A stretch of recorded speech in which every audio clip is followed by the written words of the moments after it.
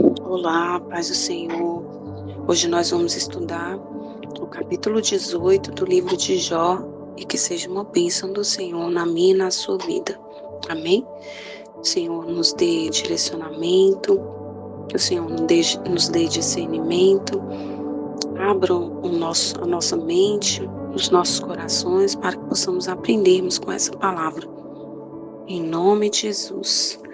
Então, quando Bildade pergunta por que ele e seus amigos estão sendo tratados como animais, aparentemente demonstra estar ofendido com as palavras pronunciadas pelo amigo em Jó 12, do 7 ao 9. Ó tu que despedaças a tua alma na tua ira, esta frase parece ser a resposta de Bildade à alegação de Jó de que Deus o atingira com as flechas da sua ira. Jó 16:13. As palavras rede e armadilha, os versículos 5 ao 10, há 6 palavras diferentes em hebraico para aludir aos vários tipos de redes e armadilhas. Elas ressaltam os diversos perigos iminentes que Deus tem reservado para os perversos, a fim de garantir que serão apanhados em sua perversidade. Bildade atribui cruelmente à doença de Jó o primogênito da morte, referência ao demônio das pragas e doenças, Jó 3:8. O rei dos terrores deve ser a morte personificada como rei. Outros sugerem que possa ser uma referência a Satanás. Ao descrever as raízes como secas ou murchas, Bildade contraria o argumento anterior quanto à árvore que é decepada, mas brota a partir das raízes.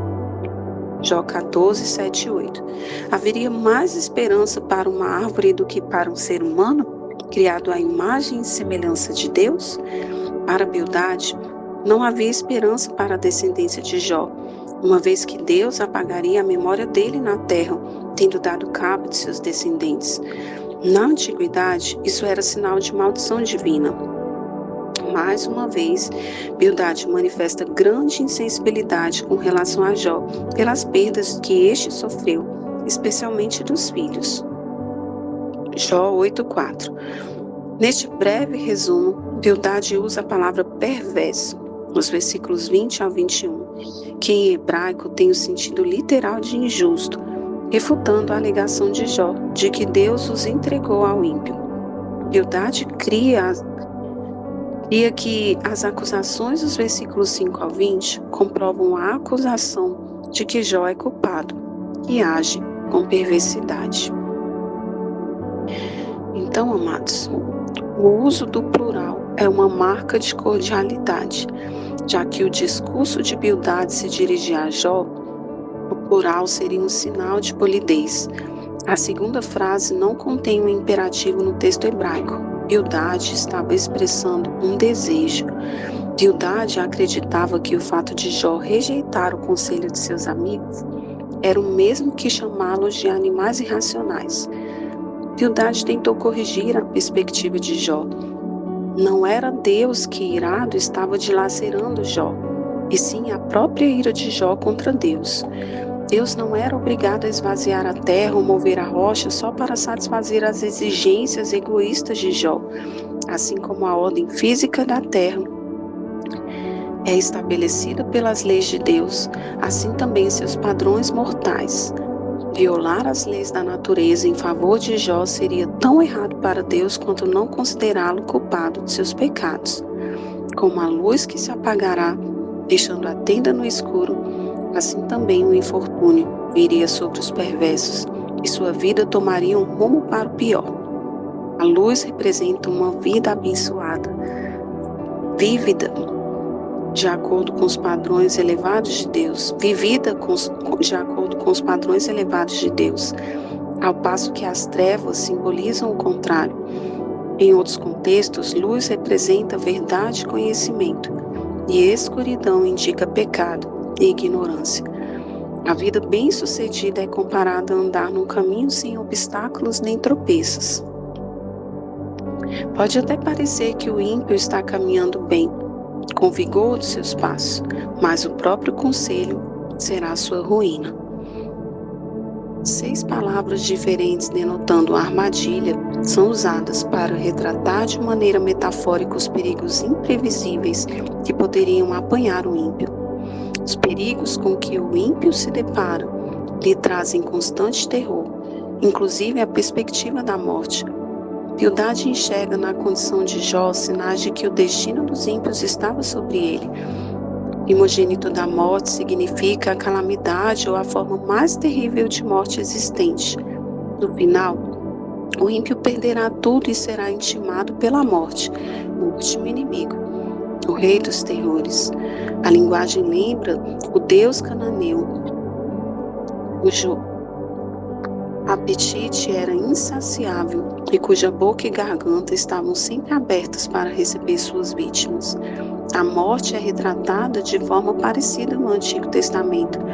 Paulo ressaltou que o homem tem vitória sobre a morte por meio de Cristo. O tabernáculo do ímpio, seu lar, é destruído por outros. O fato de se espalhar enxofre sobre ele garantia que nunca mais seria reconstruído nem ocupado. Tal como a árvore morta, cujas raízes se secarão e cujos ramos serão cortados, o ímpio não deixará nada para trás. A família do ímpio também desaparecerá, não deixando lembrança dele, como se o ímpio nunca tivesse existido. O dano do ímpio e seu fim são tão completos e devastantes que as pessoas ficarão atônitos quando veem seu fim terrível. Bildade fez uso das falas de Jó, descrevendo a reação das pessoas à sua condição. Então vamos orar, meus queridos.